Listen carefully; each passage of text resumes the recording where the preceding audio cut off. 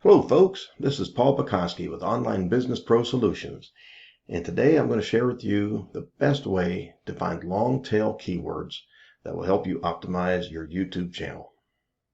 Okay, real briefly folks, if you have any questions regarding this particular tutorial or anything else regarding making money online, go ahead and ask me in the comment section below, or if you want to reach out to me at Skype, pwolf77, through email, paul@onlinebusinessprosolutions.com. And if you are serious about starting a legitimate, sustainable online business, do yourself a favor, click on the link below that says Online Business Pro Solutions, and you're going to get free access to the 12-step action plan that I use. And please don't forget to hit that like button, subscribe, and ring that bell. That way you're going to get notified every time I upload another one of these value-packed tutorials, one of my honest and informed reviews. Okay, when we talk in terms of keywords, we are talking about a component of SEO, or search engine optimization. Now, you're not going to hear me talk too much about that because I tell you, when you're starting out, you really want to stay as clear as you can from search engine optimization. You'll get bogged down in it. There are a few small things that you can do that can help. Of course, keywords is a critical component of that. But even that, you don't want to go too crazy. Your main job is building a foundation for your business, working through the mechanics and learning. The biggest part of your job is creating content. The keywords help you isolate out and refine down some topics that you want to talk about. But in essence, you're going to have to put all the work into that. You don't want to be playing around with search engine optimization that much. That being said, I will put out a few more videos talking about the basics to help you use the best of the best. That's going to help you get the most for the least, if that makes any sense. All right, when we're talking keywords in general, basically they're words or phrases, that best describe the content that you're posting. That's basically all it is. People go into a search engine, Google or Yahoo, Bing, DuckDuckGo, one of those. They type in their search. And it's initially, they're usually fairly simple. When we think in terms of keywords, those are generally the words or phrases we're thinking of, the more broad categories like hot tubs or Chevy trucks or search engine optimization. Now, from a search engine standpoint, there's incredibly high volume that comes with those. The trouble with that is, though, there's incredibly high competition for those. And generally speaking, the terms they're searching for, because it's so broad, they're not really, the people who are searching aren't in an action-oriented mode. I'll give you a perfect example. The other day I saw a Luna moth that had attached itself to the exterior of a building. I'm living here in Oklahoma, and I'm not from here. I wasn't aware that Luna moths were indigenous to Oklahoma, so I just did a quick search on Google, looked up Luna moth. I found out that the reason you don't see them that much, they're not really all that rare, but they're nocturnal, and their lifespan's only 10 days. And they are indeed indigenous to Oklahoma as well as many other states. That being said, I don't plan on collecting butterflies, becoming, I don't know what they call them, a lepidopterist or something like that. It almost sounds vulgar, but that is the term.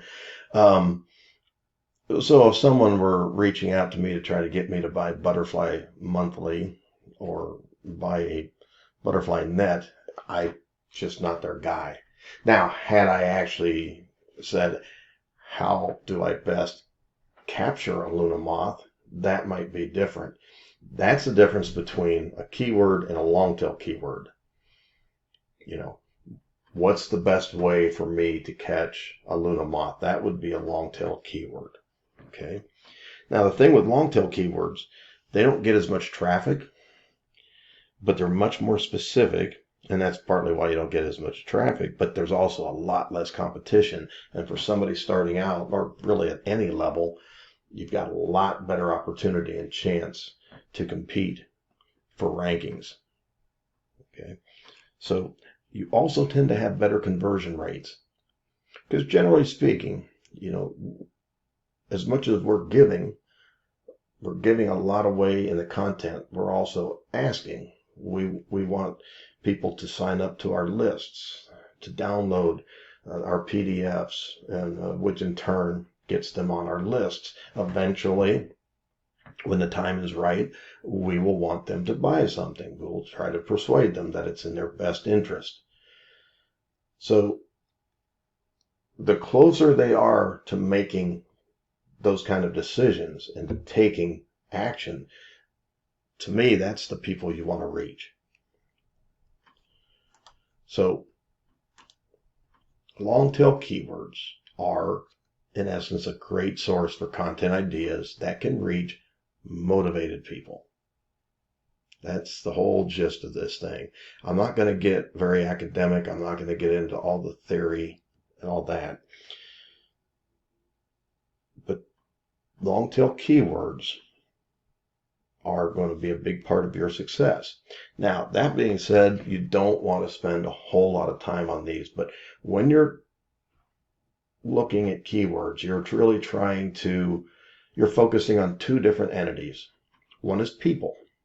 First and foremost, it's about people.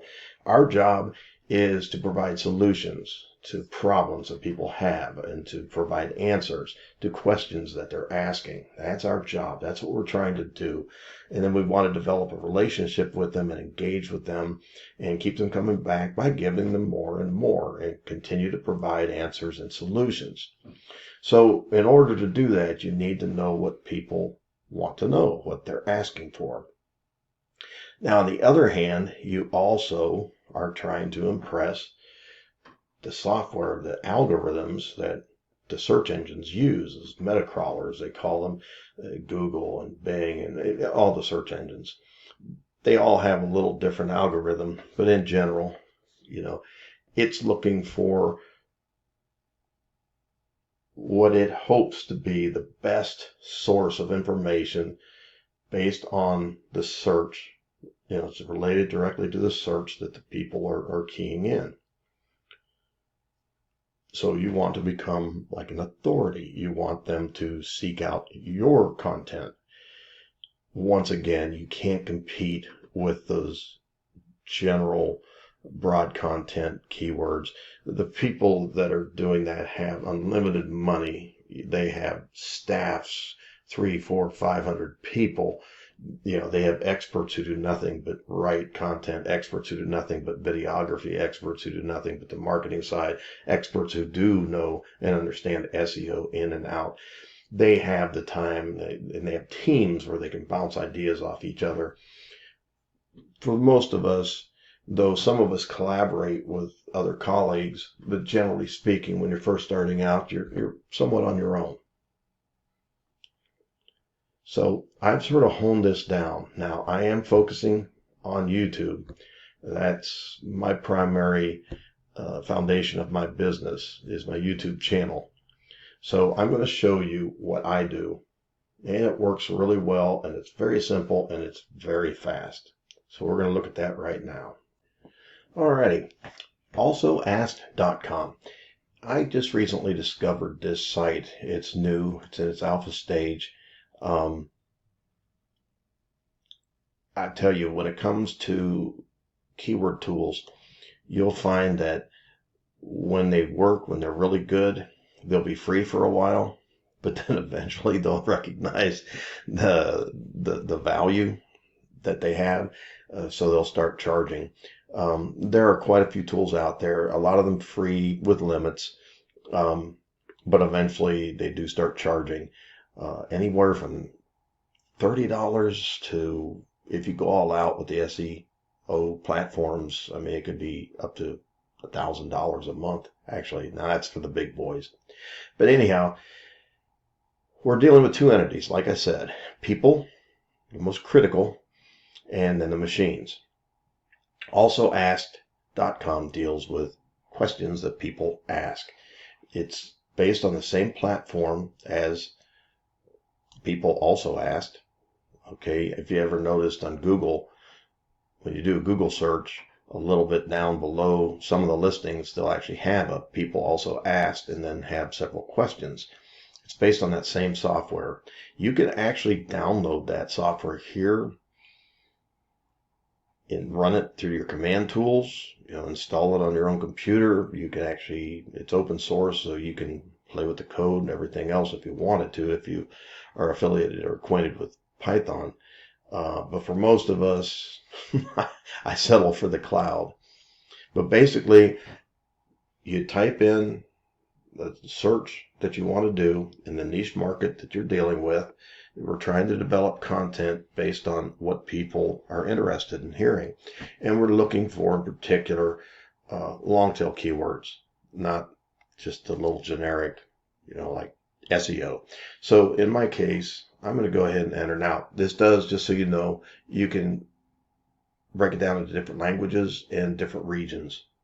So in my case, English in the United States, but you can also go through here and there's just about any country you can imagine and just about every language you can imagine. So it's really cool. This is a really neat device. So what I'm going to do, I'm going to put in a keyword here. I'm looking for search engine optimization for YouTube, since that's basically what we're talking about today.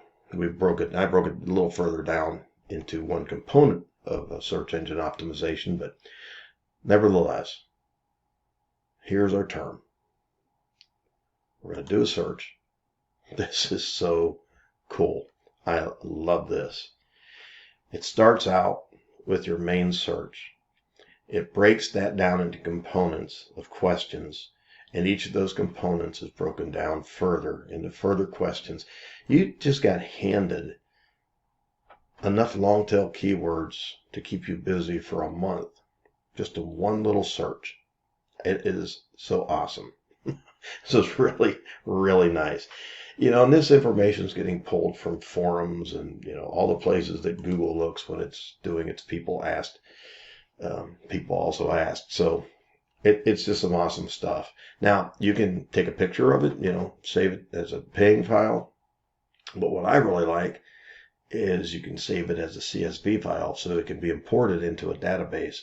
So you can have a spreadsheet. So, you can have it all defined and you can have a folder full of spreadsheets just for keywords for each topic that you're going to be covering. So this is a fantastic tool. Now, I take that one step further because, okay, now I know what people want. So now I want to take one of these and I want to see what machine's like. Is it compatible with what the algorithms are saying or wanting? Or can I tweak it just a little bit so it still sounds decent, for human consumption, but the machines will like it too. I'm going to just pick one here at random. And let me see here. I don't know if I can. Oh, you know what? Let me do this. I'm going to save it as a CSV file. Now I already have Excel here, so it just automatically went down to Excel. Let me see if I can. There we go. All right. And you see how this now, we can manipulate that if we wanted to, move things around. We could insert rows and put in headings and all that kind of stuff. There's, once it's in the spreadsheet, you can do whatever you want to do with it, however you want to organize it. But I'm going to go ahead and pick this. Let's see here. Okay, how long does it take to get, let's see if I can get it all, 1,000 subscribers on YouTube. That's about as long as you can get for a question. But, that's actually sort of a critical question, and people do ask that. People are hungry. All right. Now, I couple that with a tool called TubeBuddy. Now, I'm not necessarily promoting it. I'm not trying to sell you TubeBuddy. It just happens to be what I use. There's another, I think it's a Chrome extension called vidIQ, which you can use. That and TubeBuddy seem to be two of the more popular apps when it comes to keyword research for YouTube, as opposed to just regular Google, because they are different. what YouTube looks for and what Google looks for, they are different. And I'll probably cover that in another video just so you can understand. You could actually rank for both, but you may do a few little different things in order to make that happen. Okay, and the way they rank and how soon they rank, and that they are significantly different. So anyhow, TubeBuddy is a pretty neat little tool. And basically, you can see it up here. Well, see if I can close this. Here's my YouTube channel. TubeBuddy's right up here. I just click on that, and I go to Keyword Explorer. And I'm going to go ahead and type in that same, what I just pulled from Also Asked, and see what they have to say.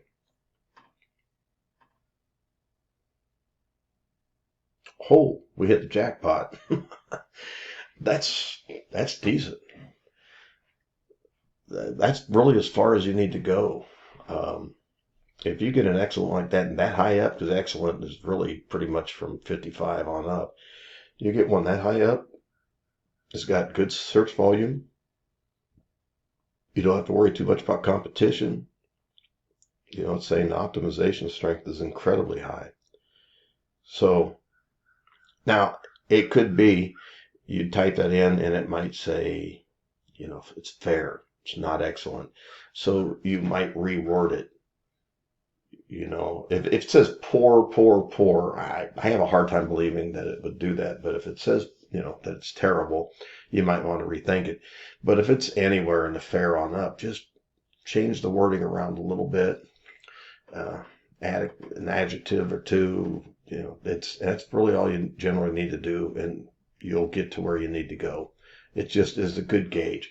Once again, don't let keyword planning and keyword searching rule you and control the articles that you write and the videos that you create. You're ultimately trying to take care of your customers and your potential customers. As you continue doing videos, as you write blog posts, you will start to engage, answer their questions, regardless of what the keyword search says. Answer their questions. That's awesome. There you go.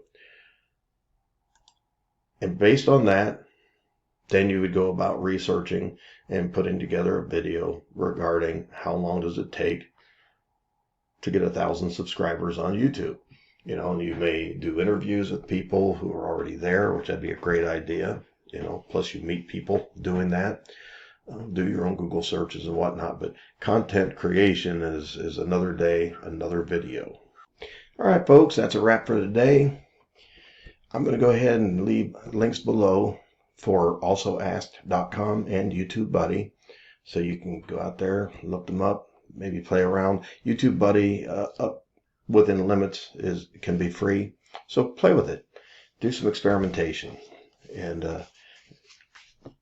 let me know what you like about it, or if it's not working for you, or if you need more help.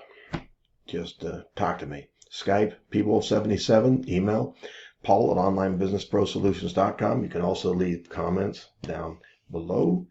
And don't forget to hit that like button, subscribe, and ring that bell. Folks, it's been great. You have a great night, and you have a great week. Take care.